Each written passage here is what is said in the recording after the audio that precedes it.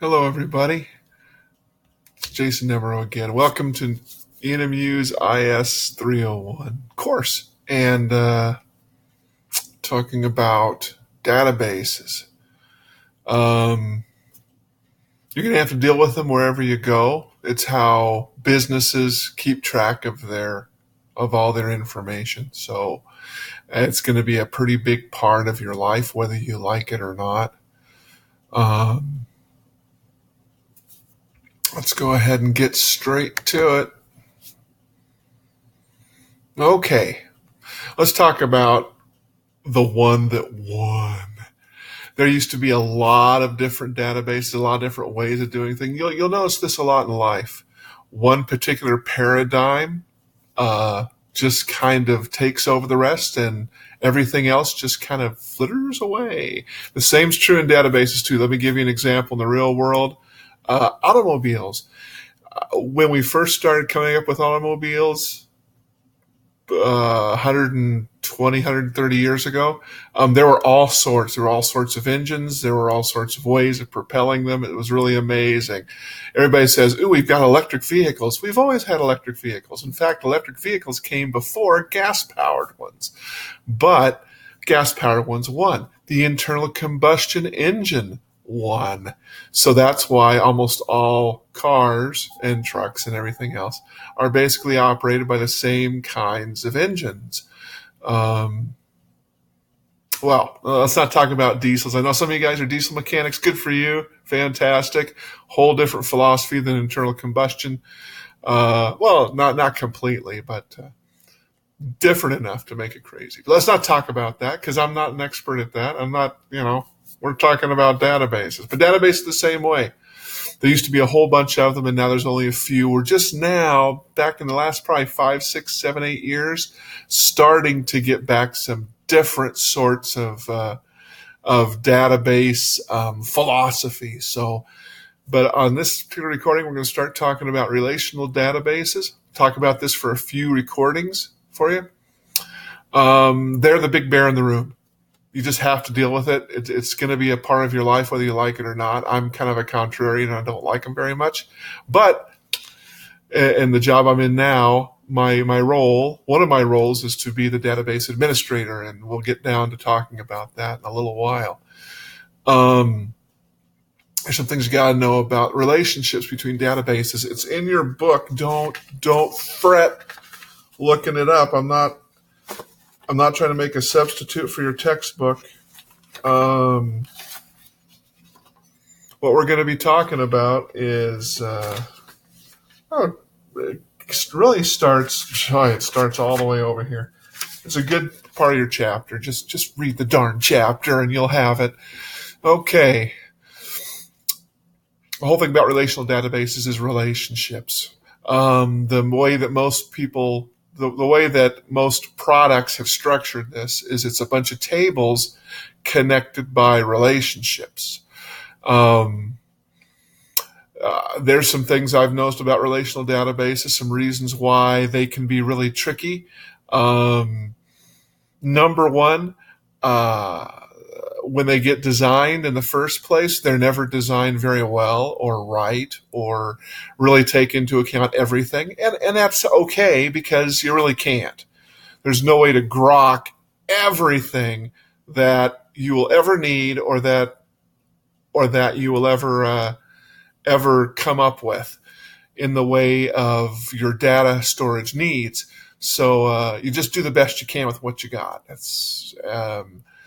And so that means after a while, your database gets really, really, really messy, and it's full of a lot of old cruft. It just gets junky. The really interesting thing about databases, I don't know, to be honest, since relational databases kind of took over the whole world, your database really kind of defines the straitjacket that your organization has to wear. It's usually easier to buy an off-the-shelf database product and change your company to fit with the product you're using. Like if you are a business that has decided to work with Oracle, their database, it's really fair to say that you're an Oracle shop. You'll hire certain people that know and work with Oracle, and the way that they do forms, Oracle is really the one that I've spent the most time with, so I know the most about that as opposed to others. There's SAP, and so if you're an SAP shop, it all goes that way. You hire people that know SAP. You structure your company and you run it according to the way SAP says companies should be run. It's kind of funny because it's almost like, I feel like a subsidiary of these large database companies. And to be really honest, you really are to a certain extent.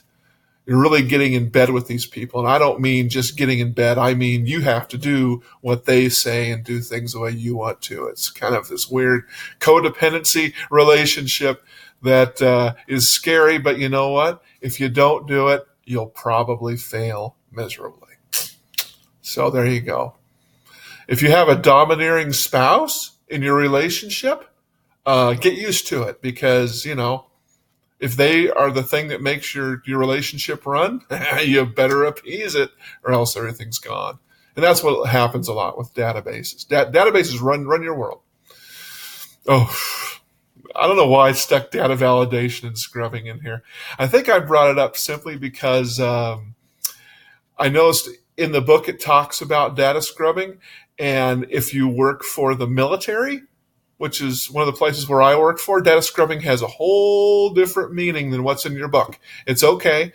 On some level, the concept's sort of the same. Data scrubbing in the military really has to do more with cleaning up your data so that you're not passing around secret classified information. There's a whole universe you have to kind of abide by.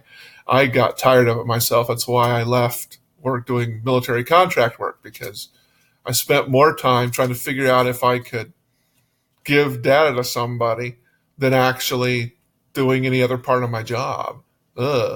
Tiring after a while. Anyway, the thing you have to know about relational databases is that it's all murky and tricky under the hood. People like cars. I don't know why I come up with car analogies more than anything else. Anyway, I guess people understand them better. Most people pick their car based on how cute it looks and what color it is, bells and whistles that are presented to them. But if you open up the hood, they start swimming. I do, because I'm not incredibly mechanically minded. I'm a really simple guy, which makes it tough because databases are like opening up some car hood, looking inside and going, look at all those wires, look at all those tubes, and oh my gosh, I wouldn't begin to know what to do with that. That's why you have to have special people that you have to pay them a lot. So from a management standpoint, you've got to get the right people for your job. They've got to be good at the database you're working with.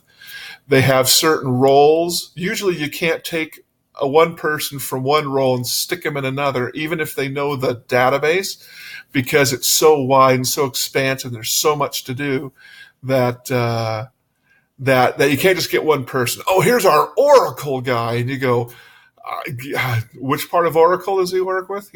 Is he in design? Is he in maintenance? Is he in anything else like that? So, but we're going to get into that more in a subsequent recording here.